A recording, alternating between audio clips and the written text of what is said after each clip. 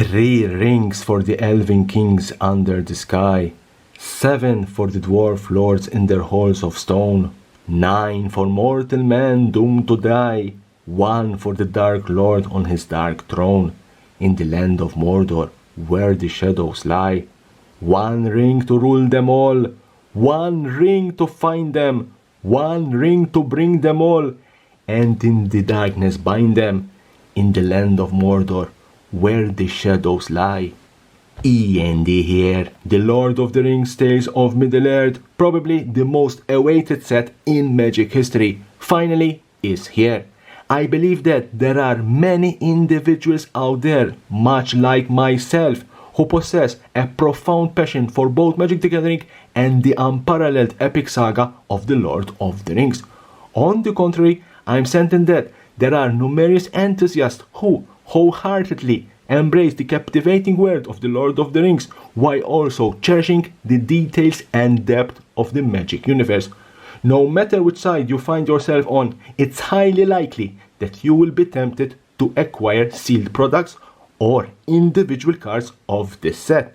The Lord of the Rings Tales of Middle-earth is the first Universes Beyond full set, crossed over with the Lord of the Rings franchise. It was created in close cooperation with Middle-earth Enterprises, the firm which owns the rights. Like all Universes Beyond products, this set will not be legal in Standard, but legal in Eternal formats, especially Commander and Modern, even though it is more inclined to Commander than Modern. But is it worth it to buy the Lord of the Rings Tales of Middle-earth? As always, for my Is It Worth It set review videos, to evaluate the worthiness of the set, I will take into account, discuss and analyze 3 very important factors: price, print run and content value. And let's start with the price. The main 3 sealed products for the Lord of the Rings Tales of Middle-earth are Draft Booster Box, Set Booster Box and Collector Booster Box. In terms of pricing, as the Lord of the Rings Tales of Middle-earth is not your typical standard product but a special Universes Beyond set, we have to assume and accept a higher price. Draft Booster Box $170, €165. Set Booster Box $185, €165. Collector Booster Box $440, €450, if you can find them. All prices quoted don't include any shipping cost or additional taxes.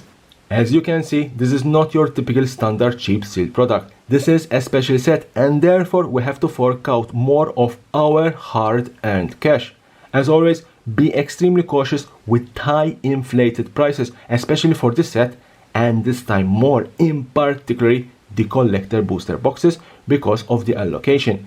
My advice is always don't buy at highly inflated prices. Better wait a couple of weeks and buy at a cheaper price. Surely you'll save some cash. Print run. The Lord of the Rings Tales of Middle-earth as said is a special Universes Beyond set, and therefore we have to expect a print run similar to the previous special sets, Dominaria Remastered and Double Masters 2022. But the Lord of the Rings Tales of Middle-earth is not your typical special reprint set. It's the Lord of the Rings for God's sake. Therefore, I am sure that the print run of this product will be high as much as possible. Wizards of the Coast don't want another 30th anniversary fiasco, and they have gambled a lot on the success of this set. Wizards of the Coast cannot fail again, and they need the sales, they need the revenue, they need the numbers. Therefore, don't pretend a low print run. The print run for the set will be high. Also, there is a high demand for the set.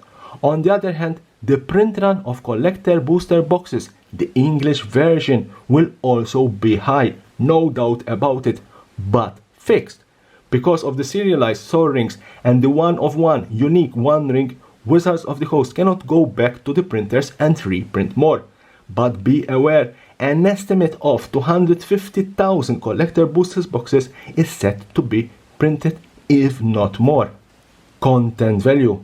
Lacking Planeswalkers, and let's be frank, can't imagine Jace, Teferi, Liliana, Chandra fighting against Sauron. The Lord of the Rings Tales of Middle-earth is packed with very strong, valuable cards, starting with the One Ring. Valued at around $40, for the normal version, $60 for the borderless version, $90 for the bundle alternative art version, and $1 million, if not more, for the one-of-one serialized One Ring. But the Lord of the Rings is not only the One Ring, there are some interesting strong mythic cards. Spiteful Banditry, also known as the Red Meat Hook Massacre, valued at around $30. Sauron the Dark Lord and Gandalf the White, both very strong commanders, valued at around $20. Saruman of Many Colors, Glemdring, Gandalf's Sword, Palantir of Orthanc, and Aragorn the Uniter, all valued at around $18. Dawn of a New Age, the new white card draw spell, Tom Bombadil, your Saga Lord, and the Witch King of Angmar, all valued at around $12. Last but not least, Last March of the Ents, Andúril, Flame of the West, and Storm of Saruman, all valued at around $9 to $10.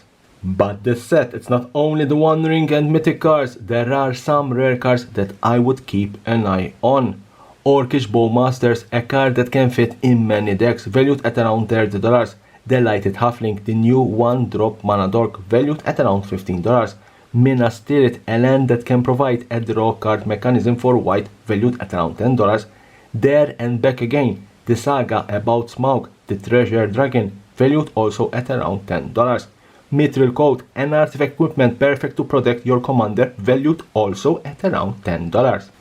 Flowering of the White Tree, a legendary enchantment that protects your legendary creatures and pumps your creatures, valued at around $8. Horn of Gondor, perfect for any human deck out there, valued also at $8. Last but not least, Forge Anew and Boromir, Warden of the Tower, valued at around $7. Uncommon cards, 4 interesting cards that can easily see play. Nazgul, and there are 9 different versions, plus a deck can have up to 9 cards named Nazgul, including commander decks. Reprieve, one of the few uncommon cards that can see modern play. Stone of Erech, ideal to disrupt graveyard strategies. And the Grey Heavens, average value around $2 to $3. The serialized one-of-one unique One Ring, it's not the only serialized card in the Lord of the Rings Tales of Middle-earth. There are more. 1900 more serialized cards, 1900 Sol Rings to be precisely, which can be found only in the collector booster boxes, 300 Elven Sol Rings, 700 Dwarven Sol Rings, and 900 Human Sol Rings. All the 1900 serialized Sol Rings will come in double rainbow foil and all of them numbered. Value range between $2,000 for the Human Rings to $5,000, even more for the Elven Rings. But that's not all. The Lord of the Rings Tales of Middle-earth will also come with box toppers, 30 to be precisely, and all of them skinned. Told you, Wizards of the Coast don't want to risk another failure. The most notable ones are the Party Tree, skinned on the Great Henge, Isengard Saruman's Fortress, skinned on Boseo who shelters all, Balin's Tomb, skinned on Ancient Tomb, Bridge of Khazad-dûm, skinned on Ensnaring Bridge, Valley of Golgoroth, skinned on Wasteland, Paths of the Dead, skinned on Caverns of Souls, Minas Morgul, skinned on Cabal Coffers, Elasar the Elfstone, skinned on Cloudstone Curio, Glittering Caves of Algalord, skinned on Gemstone Cavern, and the Dead Marshes, skinned on Urborg Tomb of Yawgmoth. All the box toppers range between $30 to $100. My verdict, is it worth it to buy the Lord of the Rings Tales of Middle-earth Draft Booster Box? Worth it? 70%. If you want to draft and have fun with an epic set, battling your friends with Aragorn, Frodo, Sam, Gandalf, Sauron, Saruman, etc., then a Draft Booster Box is the perfect choice. Draft booster boxes are designed for the draft and play experience, and nowadays these boxes are not worth buying and mass opening to sell single cards. For a draft booster box to be really worth it, you need to hit the best 4 to 5 mythic cards and the best 10 rare cards to recoup the full cost of the box, plus no chance of hitting a serialized card. Set booster box, worth it? 95%. On the other hand, if you want a positive experience opening a booster box of the Lord of the Rings Tales of Middle-earth and hitting something nice in every 4 to 5 packs, then a set booster box is the perfect product for you. Set booster boxes offers much better pulls in terms of mythics and rares, more alternative art, more showcase, more different versions, plus the list where you can always find something valuable, plus the Commander exclusive cards. And that's why I will always recommend to buy a set booster box instead of a draft booster box. Collector booster box, worth it 50%. It's all about the one of one, serialized unique one ring. When the card will be found, these boxes will carry a huge risk.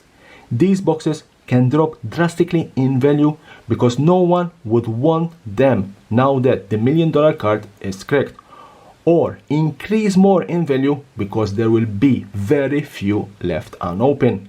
And that's why I gave it 50% worth it. These boxes are a gamble. Also, don't forget the added value of the 1900 serialized Soul Rings, because we are talking about Soul Ring, the most staple Commander card. Surely these cards will add to the appeal of these boxes. Leave me a comment. What are your opinions about this epic set? Are you going to buy? Are you not going to buy? Or maybe you are already looking forward for the next set, Commander Masters. Subscription buttons here. Subscribe for my channel for more and more interesting videos about Magic the Gathering and the collectible world.